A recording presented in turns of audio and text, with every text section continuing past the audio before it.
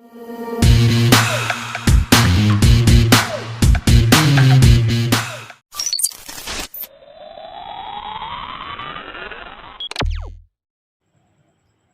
Friends, எல்லோரும் எப்படி இருக்கீங்க? நல்லா இருக்கீங்களா?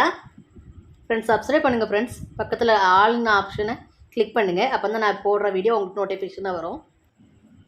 வாழைக்காய் தோல் வச்சு ஒரு பொரியல் ஒன்று பண்ண போகிறோம். அதுக்காக பேனில் கொஞ்சமாக ஆயில் ஊற்றிக்கலாம். இப்போ ஆயில் நல்லா ஹீட்டாகி வந்துருச்சு. அதில் கடுகு சேர்த்து தாளிச்சிக்கலாம்.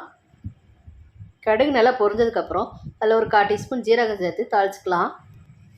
கொஞ்சமாக கருவேப்பிலை, 3 பூண்டு பல்லை தட்டி சேர்த்துக்கலாம்.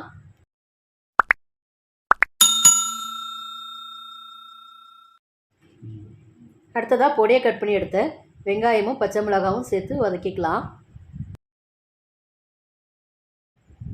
வெங்காயம் பச்சை மிளகாவும் நல்லா வதங்கி வரட்டும்.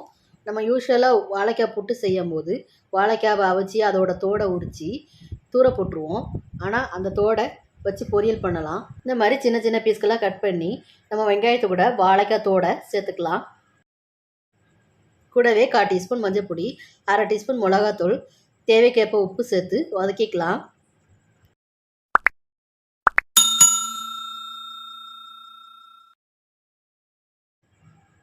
வாழைக்காவை நம்ம ஏற்கனவே வேக வச்சு சேர்த்துருக்கிறதுனால தண்ணி எதுவும் சேர்க்காம மசாலா பச்சை வாசனை போகிற வரைக்கும் வதக்கிக்கலாம்.